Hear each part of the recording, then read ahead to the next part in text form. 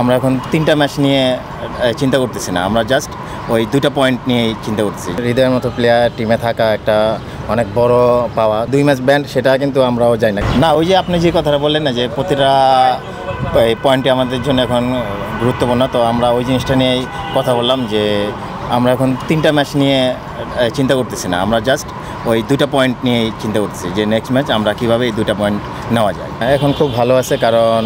যারা টিম থেকে গেছে তারা ন্যাশনাল ডিউটিতেই গেছে, আর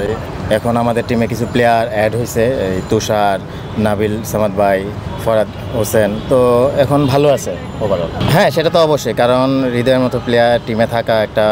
অনেক বড় পাওয়া, কারণ ও টিমে থাকলে সবার আত্মবিশ্বাস থাকে, ভালো থাকে। আর ও তো জানি না আমাদের এখন বেস্ট প্লেয়ার, কারণ হৃদয়কে পাওয়ার পর আমাদের টিমের প্লেয়াররাও খুব চাঙ্গা ছিল। রনি ভাই, মানে আপনাদের হৃদয় খেলছে, কিন্তু বাইরে আসলে বেশ আলোচনা হচ্ছে, মানে যখন ক্লাবের ব্যাপারে বা ক্লাবের বিরুদ্ধে অনেক কথা ওঠে যে পাওয়ার দেখিয়ে হয়তো টিম খেলাচ্ছে, মানে এগুলো কি আপনাদের উপর কোনো ইফেক্ট করে? দেখেন, সেটা ক্লাব আর বিসিবির ব্যাপার, সেটা আমাদের নিয়ে আর কি ওই বিষয় নিয়ে আমরা কোনো টেনশনই করতেছি না আর চিন্তাও করি না, কারণ এটা সম্পূর্ণ ক্লাব আর বিসিবির ব্যাপার, এটা ওনারাই জানে। দাদা, আপনারা তো জানতেন 2 ম্যাচের ব্যান, তো ওই ম্যাচেও তো আসলে শেষ পর্যন্ত আপনারা জানতেন হৃদয়কে পাবেন না, কখন নাগাদ জানলেন হৃদয় খেলবেন এবং সিদ্ধান্তটা কীভাবে আসবে? দেখেন, ওই জিনিসটা নিয়ে ওই যেটা বললেন আপনি 2 ম্যাচের ব্যান্ড, সেটা কিন্তু আমরাও জানি না,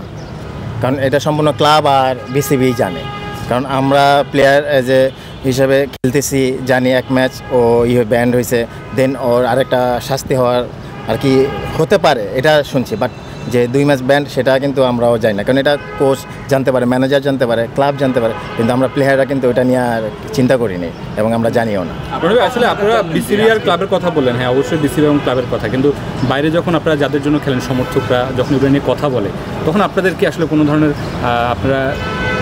কী বলে এটাকে, আপনারা কোনোভাবে হ্যাম্পার হন কিনা বা চিন্তায় পড়েন কিনা, এগুলো নিয়ে চিন্তা কাজ করে কিনা আপনাদের? দেখেন, প্লেয়াররা প্রফেশনাল হিসেবে খেলতেছে এখানে, কারণ এখানে অনেক ধরনের কথাই হবে, কারণ এই ধরনের কথা আমাদেরকে মেনে নিতেই হবে, কারণ ওই যারা দর্শক আছে তারাই আমাদেরকে ভালোবাসা দিবে, তারাই আমাদেরকে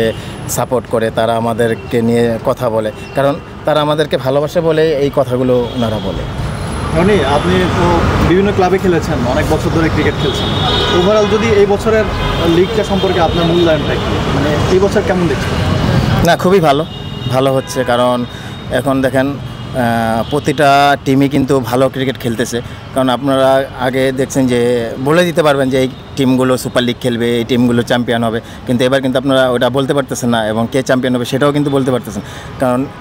দেখা যাচ্ছে অনেক টিম যাদেরকে আপনারা আশা করেনি ওই টিমগুলো সুপার লিগ খেলতেছে, তো ওভারঅল লিগটা অবশ্যই ভালো হচ্ছে।